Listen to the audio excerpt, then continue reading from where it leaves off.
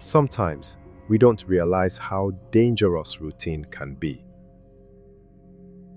You come home late, just wanting to get back safely, and you trust strangers without even thinking twice. That night, I learned that everything can change in just a few minutes. It was a rainy Friday evening in Kokodi. Work had been long, the day exhausting. Around 11:30, I finally finished. Some colleagues wanted to grab a drink, celebrate the start of the weekend. Honestly, I hesitated. I was completely drained. I told them, "Go ahead, guys. I'm heading home. It's cold and I just need sleep." I didn't know then that this exhaustion would, in a way, protect me. The streets were almost empty, only a few streetlights glowing through puddles. I raised my hand to stop a taxi like I usually do. The driver, a man in his 50s, he smiled. He looked polite, calm, trustworthy. I got in without hesitation. We drove towards Yupugo. The rain was pouring. The wipers squeaked. The radio played an old Coupé de Calais song. Everything seemed perfectly normal. Then suddenly, his phone rang. He answered, but didn't speak. He was just listening. Then, very calmly, he said, "Yes, we're on our way." I didn't say anything, but something in my gut felt off. A few minutes later, he turned off the main road without warning. "Sir, that's not the right way," I said. "Don't worry, miss. This way's shorter," he replied. But the further we went, the darker it got. No houses, no lights, just rain and puddles. My heart started pounding. He suddenly stopped the car, turned off the engine, and said, "I'll be right back." He stepped out and walked toward a small group of men at the end of the alley. One of them was holding something long and shiny. That's when I realized I needed to leave. Right now. I waited 2 seconds, opened the door slowly, and ran. Ran with everything I had, without looking back. In the distance, I heard voices calling out, but all I could think about was getting away. At the end of the street, I saw another taxi. I yelled for help. The driver saw me and waved me in. I got home soaked, shaking, completely exhausted. The next morning, I learned that someone had been attacked in that same alley around midnight. I felt a chill run down my spine. Since that day, I never get into a taxi at night without sending a message to someone close to me. That night, I learned that fear doesn't give warnings. It just arrives. When you drive a taxi, you meet all kinds of people. People in a hurry, couples, friends, and sometimes strangers you'll never forget. That night, I picked up something, or someone, I'll remember for the rest of my life.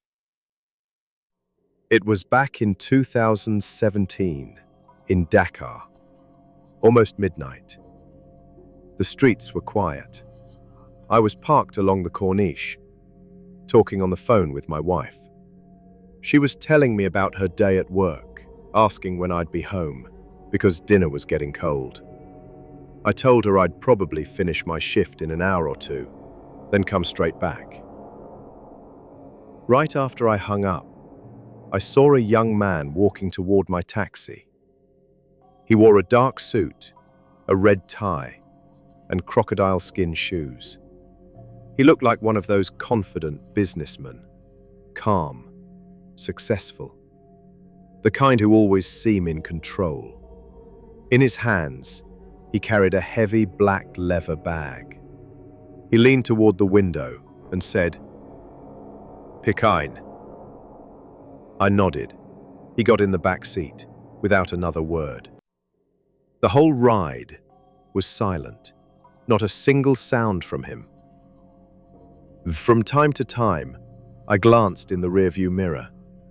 He kept staring at that bag, holding it tightly, as if afraid to let go. Every time the car turned, he pulled it closer. It felt unusual. But when you drive a taxi, you learn not to ask too many questions. When we arrived in Picayune, he said quietly, "Wait for me." 5 minutes. He got out, walked toward an empty lot, placed the bag on the ground, and disappeared into a dark alley.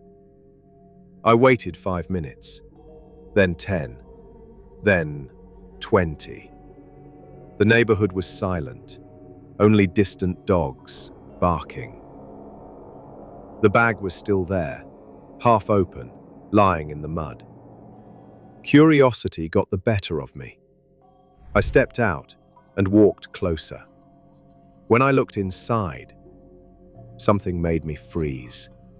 There was a plastic wrap with dark stains I couldn't quite identify. A chill ran down my spine. I told myself, no, I don't want to know. But deep down, I already did. There was a strong smell in the air, and my instincts screamed that something wasn't right. I quickly picked up the bag, put it in the trunk, and drove straight to the nearest police station. They took the bag, asked me a lot of questions, then told me to go home. A few days later, an officer called me back. He told me the bag had been part of an ongoing investigation, something related to ritual practices, and that it wasn't the first time such a case had appeared in the city. I felt shivers all over. Since that night, I've stopped driving after dark, because in Dakar, behind the calm appearance of the night, there are things better left unseen. They say you should always be careful when taking a taxi at night. But until it happens to you, it always feels like someone else's story. That night, I learned the hard way that even a short ride can turn into a nightmare. It was a Thursday night in Douala, around 10:30 p.m. I had just left my uncle's house. He was celebrating a career award. I was tired and, I'll admit, a little tipsy. All I wanted was to get home to Mekepe and sleep. The night was still. The streets were nearly empty. The air, heavy, humid. I waved down a shared taxi, like we often do here. There was already a man in the back and a woman in the front seat. It felt like a normal ride. So I got in and sat down next to the man. At first, everything felt fine. The driver was cruising slowly. Makossa music played softly from the radio, my favorite kind. A few minutes in, we picked up another man. Now I was in the middle, a bit squeezed, but I didn't say anything. I just enjoyed the music, staying quiet. But little by little, the energy changed. The silence between the passengers felt heavier. They exchanged strange glances. There was something off. I told myself I was imagining things. Maybe it was the tiredness or the drinks. I tried to shake it off. But then the taxi turned off the main road into a darker, narrower street. "Excuse me, isn't this the wrong way to Mekepe? We're just dropping someone off. Then we'll get back on the main road." Right after that, I felt a hand grip my shoulder. "Don't move." And then the woman in front turned around, holding something shiny in her hand. That's when I knew. They were all working together. My entire body froze. They asked for my phone, my wallet, everything. One of them got frustrated because I was trembling too much to remove my watch. The driver didn't say a word, just kept driving. A few minutes later, they pushed me out, somewhere isolated.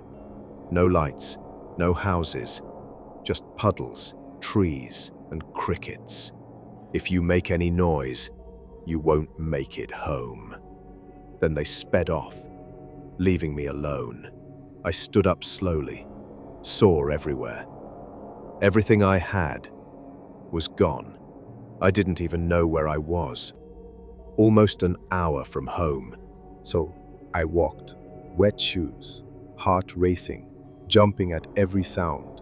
Every passing motorcycle made me panic, but I had no choice. I had to get home. I reached my house around 1 a.m., clothes torn, hair a mess. My family was in shock when they saw me. I couldn't even speak. The next morning, after some rest, I told them everything.